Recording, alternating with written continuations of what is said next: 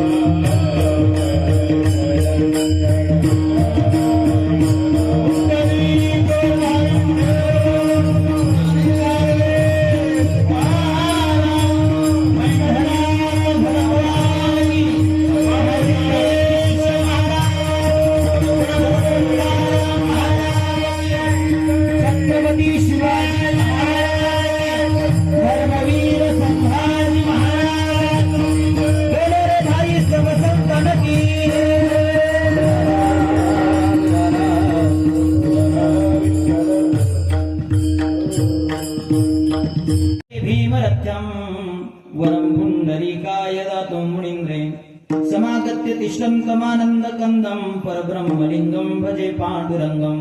पांडुरंगा करू प्रथम नमन, दुसरे चरण संतांची या. त्यांच्या कृपादाने कथेचा विस्तारू बाबाजी सद्गुरु दास तुका. भस्मांग रागाय महेश्वराय, नित्याय शुद्धाय दिगंबराय, तस्मै नकाराय नमः शिवाय. मनोजवं मारुततुल्य वेगं, जितेन्द्रियं बुद्धिमतां वरिष्ठं. वातात्मजं वानरेवथ मुख्यं, श्रीरामदूतं शरणं प्रपद्ये.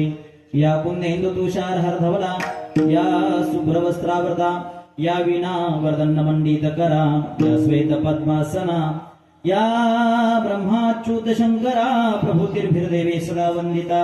सा मां पातु सरस्वती भगवती निःशेष जाड्यापः. आता अभिनव वाग्विलासिनी, जे चातुर्यार्थ कला कामिनी, हे शारदा विश्वमोहिनी. नमस्कारिणी मिया. नमो ज्ञानेश्वरा, नमो ज्ञानेश्वरा. निवृत्ती गुलारा सोपान देवा. मुक्तावली नमो त्रिभुवन पावनी, अध्येत्रे जननी देवाची. मावळवीत विश्वाभासू, नवाल उदयला चंडांसु. आत्मया अब्जने विकासू, वंदु आता. नमो सद्गुरु तुकया ज्ञानदीपा, नमो सद्गुरु सच्चिदानंद रूपा. नमो सद्गुरु भक्त कल्याण मूर्ती, नमो सद्गुरु भास्करा पूर्ण कीर्ती. गुरुर् ब्रह्मा गुरुर्विष्णू गुरुर्देवो महेश्वरा, गुरुर् साक्षात परब्रह्म तस्मै श्री गुरुवे नमः. सविंदु सिंधु सुस्खल तरंग मंग रंजितम, दुष्टसुपाप जात जात कारिवारि संयुधं. भूत काल भूत भीत हरि नर्मदे, त्वदीय पाद पंकजं नमामि देवी नर्मदे. त्वदीय पाद पंकजं नमामि देवी नर्मदे. रायगणी मंदिरे वसे माझा राया, चरणासी अर्पितो अजन्मही काया. जगदीश्वरासी जुडली ज्याची ख्याती, प्रथम नमन तुम्हा शिवछत्रपती विठाला.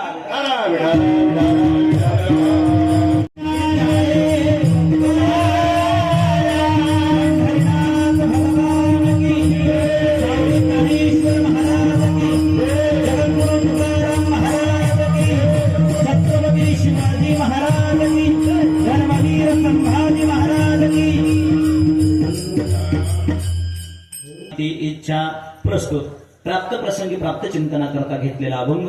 जगदवंदे जगद्गुरु संतश्रेष्ठ देहुनिवासी वैराग्याचे मूर्तिमंत पुतळे तुकोबाराय यांचा भगवंताचं वर्णन करणारा 4 चरणाचा अभंग आहे. विडाला आहे महाराज. आणि वर्णन करत असताना तुकोबाराय सांगतात तो परमात्मा केवढा केवढा म्हटल्याच्या नंतर जगद्गुरु तुकोबाराय त्याच्याकरता शब्द वापरतात. एवढा एवढा म्हणजे नेमका केवढा, तर देश काळ वस्तू अमर्यादित असणारा तो परमात्मा एवढा.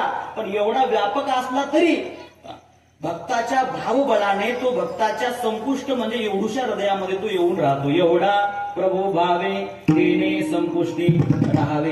त्या परमात्म्याचं काय लक्षण आहे, लक्षण काय असं विचारल्याच्या नंतर जगद्गुरु तुकोबाराय सांगतात आपण त्या परमात्म्याची ज्या पद्धतीनं भक्ती करू आपल्या भक्तीप्रमाणे तो परमात्मा होत असतो. होय भक्ती केला तैसा. आणि आपल्या अंतकरणामध्ये जी जी इच्छा निर्माण होईल ती परमात्मा तो इच्छा पूर्ण करत असतो. पूर्वे धरावी ती इच्छा.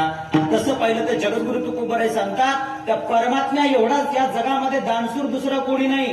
एवढा जगदानी त्याच्यासारखा दानसूर कोणी नाही महाराज, कोणी नाही. पण एवढा दानसूर असणारा तो परमात्मा आपल्या भक्ताकडून अपेक्षा करतो. कशाची अपेक्षा करतो, एक तुळशी पत्राची आणि पाण्याची अपेक्षा करतो. मागे तुळशी दळ पाणी. आणि शेवटच्या चरणामध्ये तुकोबाराय सांगतात तो परमात्मा आम्हाला जाणून घेण्याकरता अत्यंत कठीण होता. आम्हाला जाणता येत नव्हता. का जाणता येत नव्हता, कारण तो अगोदर निर्गुण स्वरूपामध्ये होता आणि निर्गुण स्वरूपामध्ये असल्यामुळे तो आम्हाला जाणण्यास कठीण होता. परंतु त्यानं नावरूप धारण केलं, तो सगुण झाला, त्यामुळे आमच्या करता तो अत्यंत सोपा झाला. आला नावा रूपा तुका मने झाला सोपा. मग काय केलं पाहिजे, आम्ही त्या परमात्म्याची भक्ती केली पाहिजे. आम्ही त्या परमात्म्याची जशी भक्ती करू तसा तो परमात्मा आमच्या करता होतो. भावार्थ मी तुमच्या समोर ठेवलेला आहे. अभंगावर बोलण्यापूर्वी जो काही परिहार द्यायचा झाला, आपल्या या पवित्र नगरीमध्ये अत्यंत उत्साहपूर्ण वातावरणामध्ये अत्यंत आनंदाच्या वातावरणामध्ये चालत असलेला अखंड हरिनाम सप्ताह. आणि त्या सप्ताहामध्ये सर्व गावकऱ्यांच्या वतीनं दुसऱ्या दिवसाची कीर्तन सेवा माझ्याकडे आलेली आहे.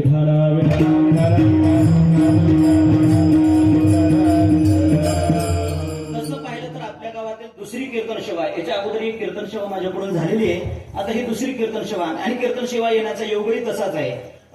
सहज वाईला कार्यक्रमाला जात असताना महाराजांसोबत संपर्क झाला. महाराजांनी सकाळी फोन केला आणि म्हणले, महाराज जाता जाता आमच्याकडून या, आम्हाला पण तुमच्या सोबत यायचंय. आपल्या गावाचं वैभव, आपल्या गावाचं भूषण किंवा ज्यांच्याबद्दल वर्णन करायचं जर झालं तर महाराज वर्णन पण कमी पडेल.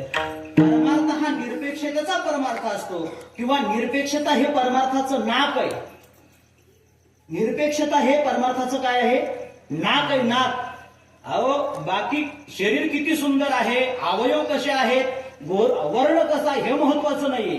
त्या चेहऱ्याला साजेल असं नाक आहे की नाही हे महत्वाचं आहे.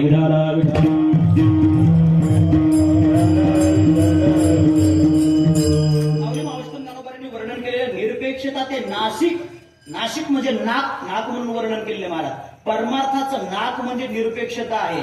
आणि खरं सांगायचं महाराज, आम्ही परमार्थामध्ये गावगाव फिरतो. आमचा परमार्थ हा सापेक्षतेच्या दृष्टिकोनातून आहे, निरपेक्षतेच्या दृष्टिकोनातून नाही. काहीतरी मिळावं, लोकांनी मान सन्मान करावं याच्याकरता आमचा परमार्थ आहे. पण आपल्या गावाचं भूषण, आपल्या गावाचं वैभव. हरिभक्तपरायण आनंद महाराज बेटकर महाराज, समाज किती किंमत देतो न देतो त्याच्याशी कुठलेही घेणं देणं नाही. समाज आपल्याला पैसा देतो की न देतो त्याच्याशी काही घेणं देणं नाही. प्रवास करत असताना आपली हालापेष्टा होते याच्याशी काही घेणं देणं नाही. फक्त अंतःकरणामध्ये निर्मळ एकच उद्देश, आपल्याकडून परमात्म्याची सेवा घडली पाहिजे. आणि सेवा हा उद्देश घेऊन जे रात्रंदिवस समाजाकरता झिजतात असे आनंद महाराज बेटकर.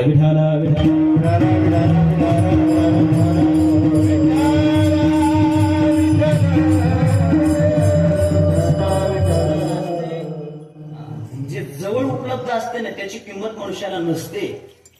जे उपलब्ध असते ना त्याची किंमत. स्वतः मारुतराव महाराजांची सेवा केलेली हरिभक्तपरायण अनंत महाराज नादरे तेही या ठिकाणी आवर्जून कीर्तनला उपस्थित आहेत. त्यांचंही जीवन त्याच पद्धतीचे, सापेक्षता नाहीये. आपल्या संसाराला लात मारून संतांच्या सेवेकरता ज्यांनी आपलं जीवन झिजवलं असे अनंत महाराज. कीर्तनाला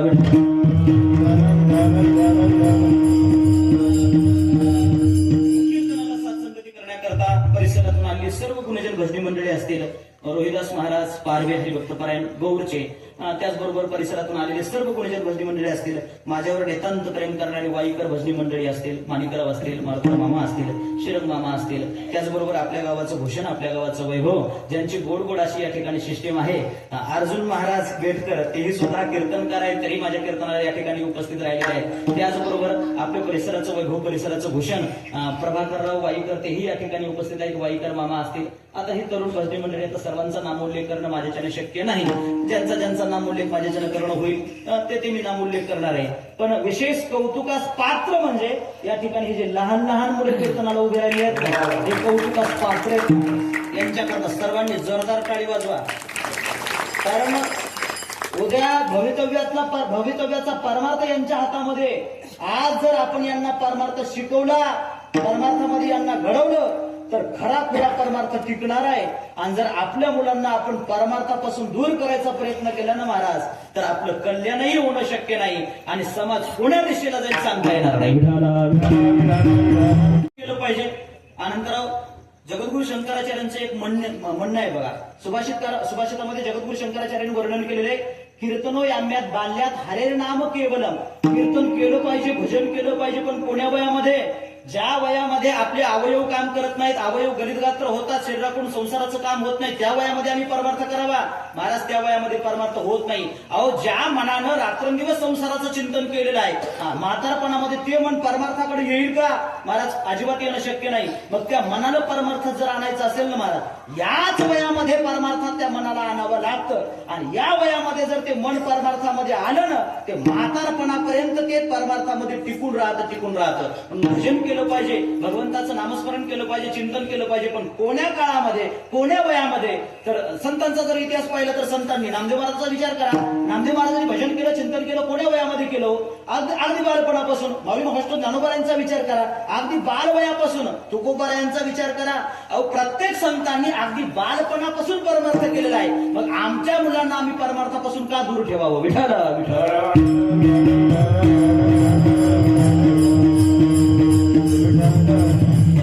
लहान मुलं कौतुकास पात्र आहेत. त्याचबरोबर इथे या ठिकाणी ठिकाणी ज्यांची गोड गोड अशी मृदंगाला साथसंगती लाभलेली आहे, आपल्या परिसराचं भूषण, आपल्या परिसराचं वैभव, माझे परमस्नेही परम मित्र विश्वजित महाराज खैरे रेगावकर, तेही या ठिकाणी गोड गोड साथसंगती करण्याकरता उपस्थित आहे. ज्यांची या ठिकाणी सेवा आहे, युट्यूबला ज्यांनी सेवा घेतलेली आहे, असे संभाजी तिडके शूटिंग करण्याकरता तेही या ठिकाणी उपस्थित आहेत. त्यांनाही कोटी कोटी धन्यवाद देतो. तुम्हा सर्व श्रोते मायबापांना कोटी कोटी धन्यवाद देऊन माझ्या कीर्तनाला मी सुरुवात करतो. यांनी भगवंताचं वर्णन केलेलं आहे, हे लक्षात ठेवा. आपल्याला मुख मिळालं, पण कशा करता मिळालं? एकतर या मुखानं आम्ही परमात्म्याचं नामस्मरण केलं पाहिजे, नाहीतर या मुखानं आम्ही परमात्म्याचं वर्णन केलं पाहिजे. काय केलं पाहिजे? एकतर या मुखानं आम्ही त्या परमात्म्याचं नामस्मरण केलं पाहिजे, नाहीतर वर्णन केलं पाहिजे. बरं, ज्यांना वर्णन जमत नाही त्यांना नामस्मरण करता येत नाही का? नामस्मरण कुणाला करता येत नाही? नामस्मरण प्रत्येकाला करता येतं.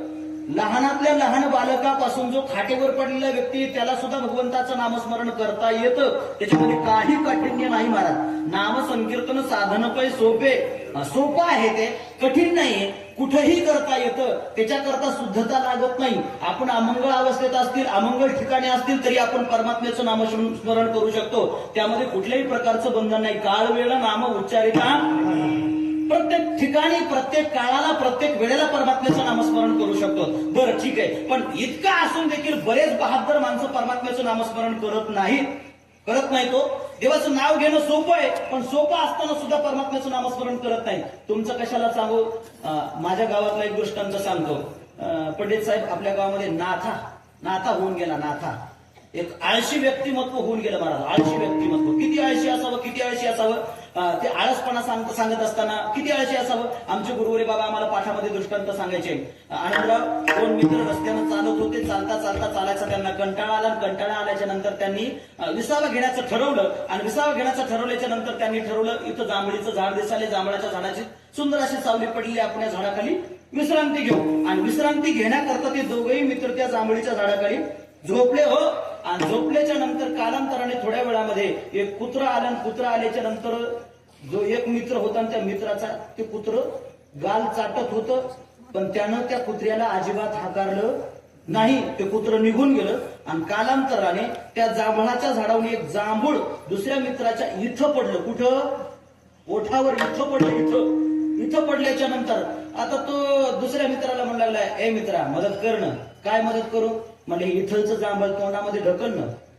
काय? इथलचं जांभळ तोंडामध्ये ढकलणं. ते म्हणलं, तू बघितलं नाही का? अरे, माझं तोंड कुत्र चाटून गेलं, मी त्या कुत्र्याला हाकललं नाही, आणि जांभूळ मला कशाला ढकलायला लावतो? इतका आळशी. घेत नव्हता, एवढा आळशी. त्याचं नाव होतं नाथा. आता तो नाथा, त्याला व्यसन होतं महाराज, बिडीचं. कशाचं व्यसन होतं? पूर्वीच्या काळामध्ये बऱ्याच माणसांना बिडी ओढण्याचं व्यसन होतं महाराज. बिडी ओढण्याचं व्यसन होतं, त्याला व्यसन होतं. आणि व्यसन असल्या कारणानं आता कमाई तर काही नाही, काम तर करायचं नाही, मग खिशामध्ये पैसा नाही. खिशामध्ये पैसा नसल्यामुळं मग कुणाकडे तरी पैसे मागायचे नाही. कुणाकडे जो कोणी बिडी ओढणारा दिसला त्याच्याकडून बिडी मागून घ्यायची आणि नंतर बिडी ओढायची, असा त्याचा स्वभाव होता. मग रस्त्यानं फिरत असताना एखादा व्यक्ती जर बिडी ओढणारा त्याला दिसला, की दिसल्याबरोबर त्या व्यक्तीकडून तो बिडी मागून घेत होता. काय मागून घेत होता? बिडी मागून घेत होता. मग या देणाऱ्याला माहित होतं, अरे आपण बिडी तर देणारच आहोत, पण कमीत कमी याच्या मुखातून भगवंताचं नाव तर निघालं पाहिजे. याला रामकृष्ण हरी म्हणायला लावलं तर काय फरक पडतो? म्हणून देणारा व्यक्ती काय म्हणत होता? अरे नाथा, मी तुला बिडी द्यायला तयार आहे, पण रामकृष्ण हरी म्हण. काय म्हण? रामकृष्ण हरी म्हण. तर नाथा म्हणे, तुझी बिडी आणि तू ती इथंच राहू दे, मी रामकृष्ण हरी म्हणणार नाही. भगवंताचं नामस्मरण करण्याकरता काही काही माणसे एवढे आळशी असतात, त्यांना कितीही भगवंताचं नामस्मरण करा म्हटलं तरी करायला तयार नसतात.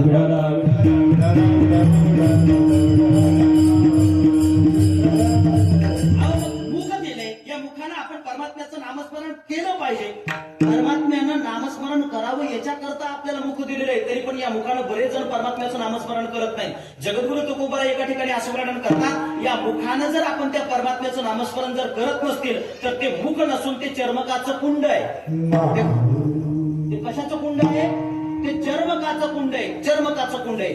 जर आपण या मुखानं जर भगवंताचं नामस्मरण जर करत नसतील तर ते कुंड कशाचं आहे? चर्मकाचं. चर्मकाचं कुंड म्हणजे नेमकं कसं? मी पटवून सांगतो महाराज. चर्मकाचं कुंड म्हणजे नेमकं कसं? पूर्वीच्या काळामध्ये चांभार लोक यायचे आपल्याकडे चपल्या शिवण्याकरता, बुटं शिवण्याकरता, गावोगाव फिरायचे चांभार लोक आजही आहेत. आता प्रत्येकाने आपला आपला व्यवसाय बदलल्यामुळे आपल्याला जास्तीत जास्त पाहायला ते मिळत नाही, कमी पाहायला मिळतात. म्हणून पूर्वीच्या काळातले चांभार लोक चप्पल शिवण्याकरता, बूट शिवण्याकरता त्यांच्याकडे जो दोरा असायचा तो दोरा फार कडक असायचा. त्या कडक दोऱ्याला नरम बनवण्याकरता त्यांच्याकडे एक कातड्याचं कुंड केलेलं असायचं. काय असायचं? कातड्याचं कुंड. मग त्या कुंडामध्ये तो दोरा ठेवायचा, ठेवलेला दोरा उचलायचा, चप्पल शिवायची आणि उरलेला दोरा कुठे टाकायचा? पुन्हा त्या कुंडामध्ये टाकायचा. पुन्हा उचलायचा, पुन्हा बूट शिवायचा आणि पुन्हा दोरा कुठे टाकायचा? कुंडामध्ये टाकायचा. मग विश्वजित महाराज मला सांगा, ते कुंड पवित्र राहील का अपवित्र होईल? कारण पायाच्या चपलीला, बुटाला जी घाण लागलेली ती घाण कशाला लागणार? दोऱ्याला लागणार. आणि तोच दोरा कुठं जाणार? त्या कुंडामध्ये जाणार, कुंडामध्ये जाणार. तुकोबाराने यातून एकच निर्देश करायचा आहे महाराज, एकच निर्देश करायचा आहे. ज्याच्या मुखाला परमात्म्याचं नामस्मरण येत नाही त्याचं मुख नसून ते अपवित्र कुंड आहे. विठोबाचे नाम न उच्चारी देतो ना.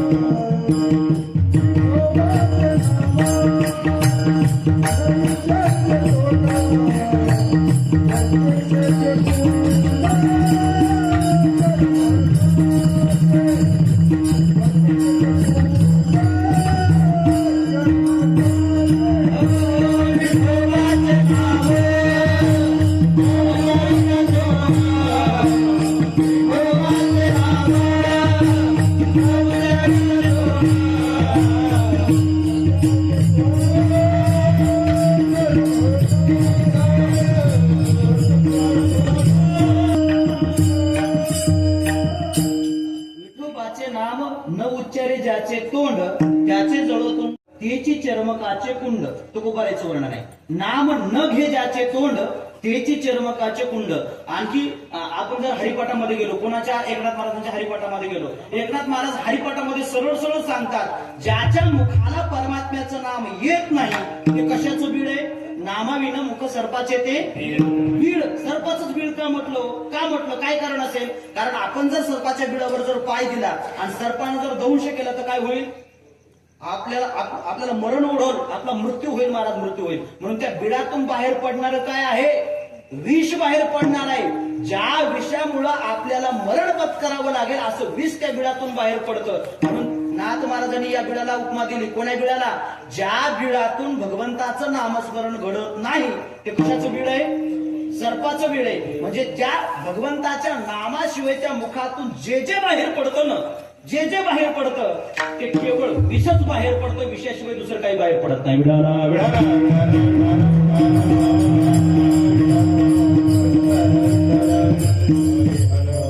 सांगू का? आपलं मुख पवित्र व्हावं असं जर वाटत असेल तर नामस्मरण घडलं पाहिजे. मुख जर पवित्र व्हावं असं जर वाटत असेल तर काय केलं पाहिजे? या मुखानं भगवंताचं नामस्मरणच केलं पाहिजे. वाणी पुण्यवाता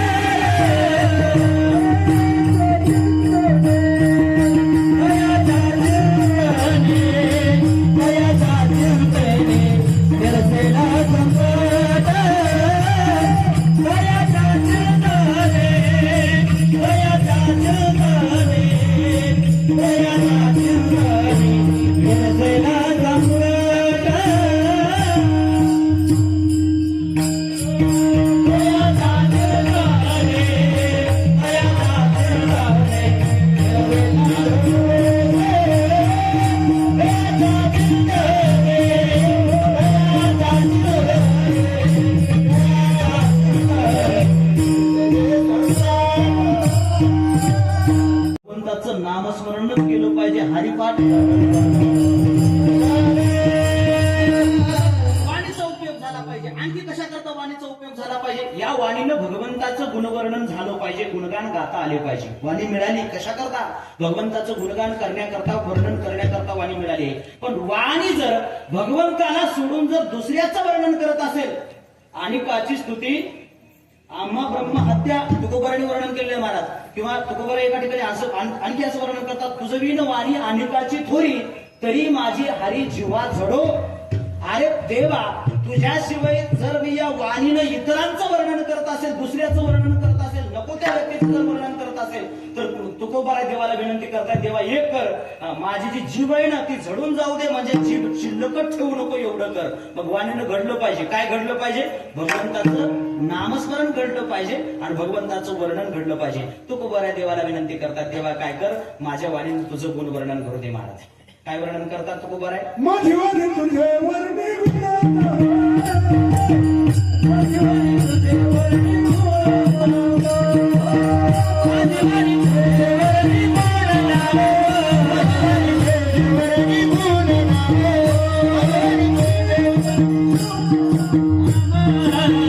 माझी वाणी तुझे वर्णी गुणांना.